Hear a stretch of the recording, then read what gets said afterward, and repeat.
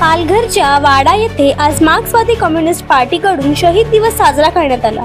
10 October 1945 रोजी गुजरातमधील उंबरगाव जवळील तलवाडा येथे आदिवासी क्रांतिकारकांवर इंग्रज पोलीस प्रशासनाकडून गोळीबार करण्यात आला असून यात मार्क्सवादी कम्युनिस्ट पार्टीच्या 5 कॉम्रेडचं निधन झालं होतं।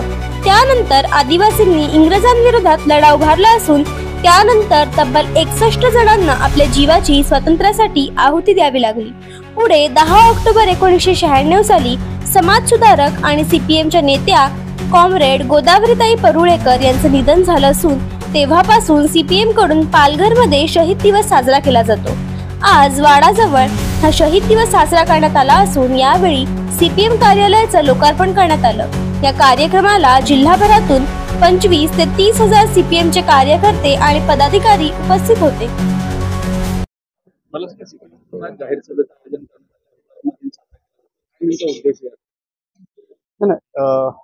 खरं म्हणजे 1945 पासून आपल्या ठाणे पालघर जिल्ह्यामध्ये गोदावरी परुळेकर आणि शामराव परुळेकर यांच्या नेतृत्वाखाली कष्ट समिती स्थापना झाली सुरू झाली। या भागामध्ये अनेक जमीनदार किंवा वेठबिगारी वगैरे होती ही त्यावेळेस या ठिकाणी नष्ट केली आणि या सर्व चळवळीमध्ये या भागामध्ये जेठ्या गांगळ सारखे आमचे अनेक कार्यकर्ते यांनी छातीवर गोळी घेऊन हुतात्मा दिलेला आहे आणि म्हणून जवळजवळ 61 कार्यकर्ते हे या चळवळीखाली लाल झेंड्याखाली हुतात्मा पत्करलेला आहे। त्याचप्रमाणे या पालघर जिल्ह्यामध्ये ज्यांनी खरं नेतृत्व या भागामध्ये ज्या माणसाला ज्यांनी जागा केल्या अशा शामराव गोदावरीताई परुळेकर यांचं सुद्धा निधन 10 ऑक्टोबरच्याच दिवशी झालं होतं।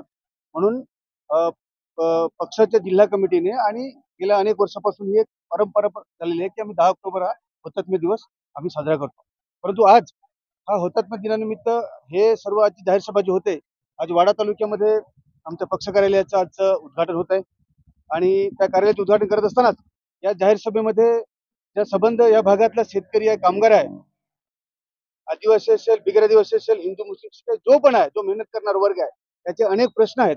हे प्रश्न आज या जाहीर सभेच्या माध्यमामध्ये आम्ही सर्व लोकांच्या समोर मांडणार आहोत आणि येणाऱ्या काळामध्ये हे जे काही वनपट्ट्याचे आहेत, वर्ग जमिनीचे आहेत, इतर आहेत, शिक्षणाचे आहेत, पेशाभरती अनेक जे प्रश्न आहेत, हे प्रश्न घेऊन पुढे कशा पद्धतीने एक संघर्ष उभा करायचा आणि हे प्रश्न सोडवायचे आजच्या जाहीर सभेचा हा सुद्धा उद्देश आहे। मोठी जनसभा होते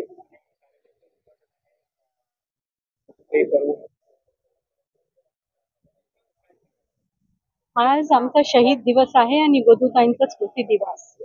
आजच्या दिवशी सगळ्या महिला पण फार मोठ्या प्रमाणावर सामील होत आहेत।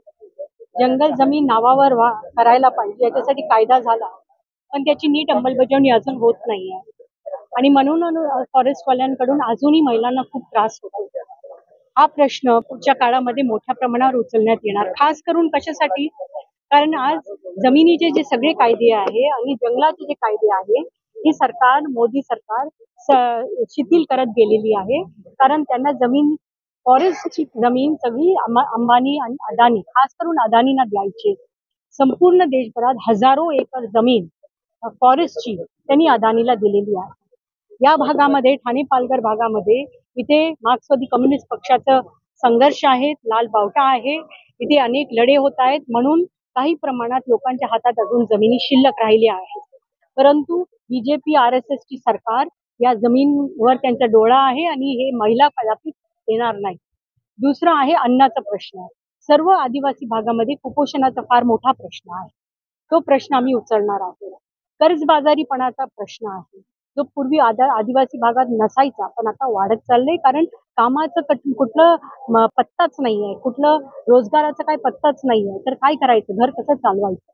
आणि आज जे हिंसाचार वाढत चाललंय, स्त्रियांवर हिंसाचार, आदिवासींवर हिंसाचार, दलितांवर हिंसाचार आणि धर्म आणि जातीचं जे राजकारण चाललंय, गरीब माणसांच्या एकीमध्ये फूट पाडण्याचं कारस्थान जे RSS आणि बीजेपी करत आहेत, आपापल्या भागामध्ये सुद्धा पैशाचा वापर, आमिषांचा वापर, हे सगळं करून संपूर्ण आदिवासी भाग त्यांना ताब्यात घ्यायचे आणि मार्क्सवादी कम्युनिस्ट पक्ष लाल बावटा हे कदापि होऊ देणार नाही, याची हाक आम्ही या रॅलीमध्ये देणार आहोत।